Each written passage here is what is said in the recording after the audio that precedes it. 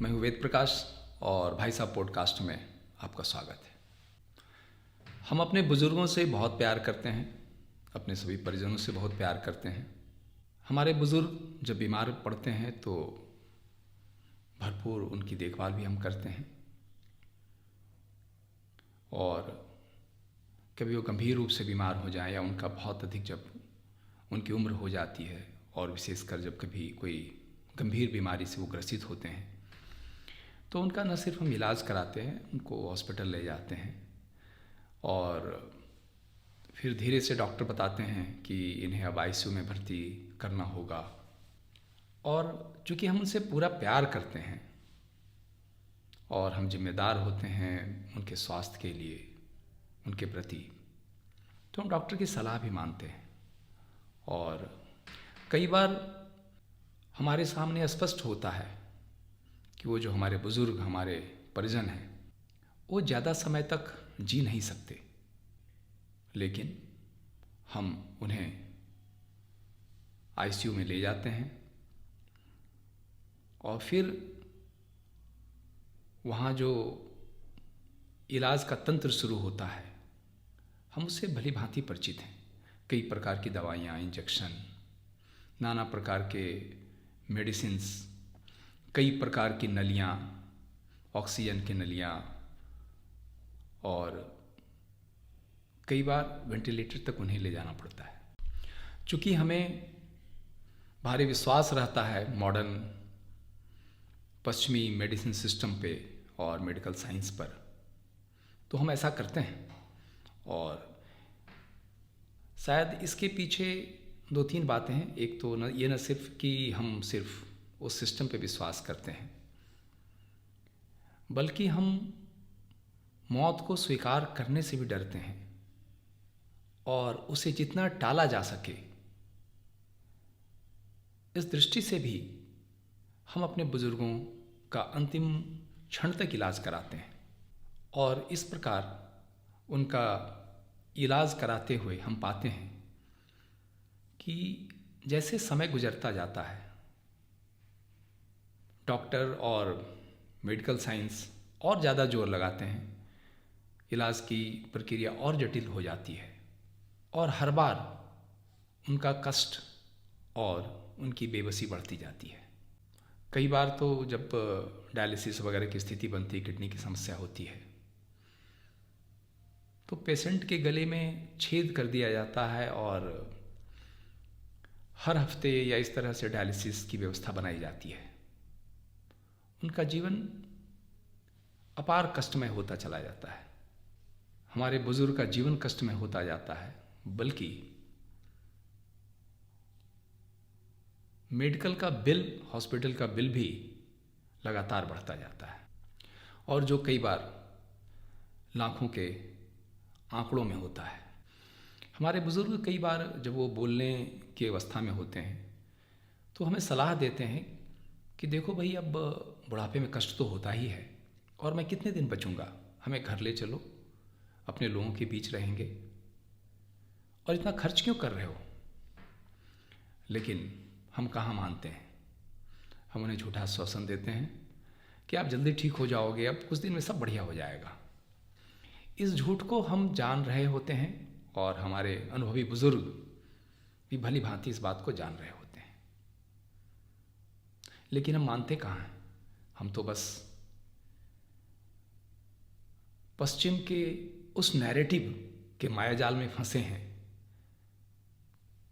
कि अपने बुजुर्गों के प्रति जिम्मेदारी निभाने का मतलब है उनके जीवन के अंतिम दिनों को हॉस्पिटल और आईसीयू में बेबसी की अवस्था में रखना। हम मौत को स्वीकारने से भी डरते हैं और समाज से भी डरते हैं कि लोग क्या कहेंगे कि इसने भरपूर इलाज नहीं कराया, अंतिम क्षणों तक इलाज की पूरी व्यवस्था नहीं की। वस्तुतः यह छद्म सामाजिक परिस्थितियाँ और पश्चिम के मेडिकल साइंस के नैरेटिव को हम तोड़ नहीं पाते हैं और उस मायाजाल से हम कभी निकल नहीं पाते। और हमारे बुज़ुर्ग लगातार न सिर्फ बेबस होते हैं, वो प्रताड़ना और टॉर्चर के शिकार होते हैं, जहाँ कई बार वो कुछ बोल नहीं पाते, आंखें पथरा जाती है। उनकी बेबसी को हम समझकर और पढ़कर भी, पूरी तरह भली भांति समझकर और पढ़कर भी अनजान बने रहते हैं। हम बीच बीच में डॉक्टर से पूछते भी हैं कि हमारा परिजन कैसा है। वो कहता भी स्टेबल है। अब उस स्टेबल का क्या अर्थ होता है? 2-4 दिनों के लिए स्टेबल है कि 10 दिनों के लिए या 1 आध महीने के लिए, या फिर ये कहता है कि अभी कुछ और रिपोर्ट आ जाएंगे, फिर भी उसके बाद ही मैं बता पाऊँगा। उस परिजन के बेबसी के लिए और उस प्रताड़ना के लिए न सिर्फ ये मायाजाल और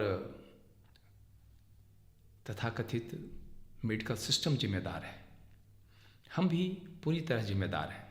और सिर्फ मौत को कुछ दिन टालने के लिए, और जितना अधिक दिनों तक यह टलता है, हमारे परिजन का जीवन उतना ही उत्पीड़न से भरा, कष्टमय और बेबस होता है। इलाज का तो मतलब होता है कि हमारा कोई परिजन या बुजुर्ग जब हॉस्पिटल गए तो स्वस्थ होकर बाहर आएं और शारीरिक और मानसिक रूप से पूरे स्वस्थ हों कि वो अपना ख्याल रख पाएं। इसे हम कैसे इलाज कह सकते हैं कि हमारे बुजुर्ग गए 2-4 दिन, 10 दिन, महीने, 2 महीने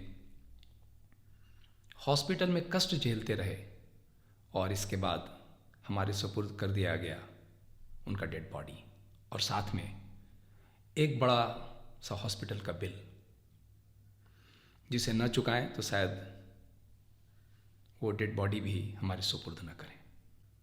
वस्तुतः पश्चिम ने विज्ञान को एक टूल के रूप में इस्तेमाल किया और उस टूल के माध्यम से शोषण का एक तंत्र बनाया, और उस तंत्र की उन्होंने मार्केटिंग की।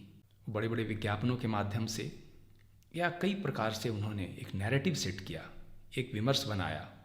इस तरह से एक मायाजाल का निर्माण होता है और हम अपने बुजुर्गों को प्रताड़ित करने वाले सिस्टम को इलाज मान लेते हैं और हमारा शोषण बदस्तूर जारी रहता है। हमें ही समझना होगा, हमें ही व्यवहारिक होना पड़ेगा इस बात के लिए कि हमें बिल्कुल ये अधिकार नहीं है कि किसी बुजुर्ग के अंतिम दिनों को हम कष्टमय और प्रताड़ना से भरा बनाएं। अरे मौत तो एक दिन आनी ही है और वो मौत आएगी ही, लेकिन वह मौत अपनों के बीच में हो, उनका हाथ अपनों के हाथ में हो, उनका सिर किसी की गोद में हो, कोई सहला रहा हो,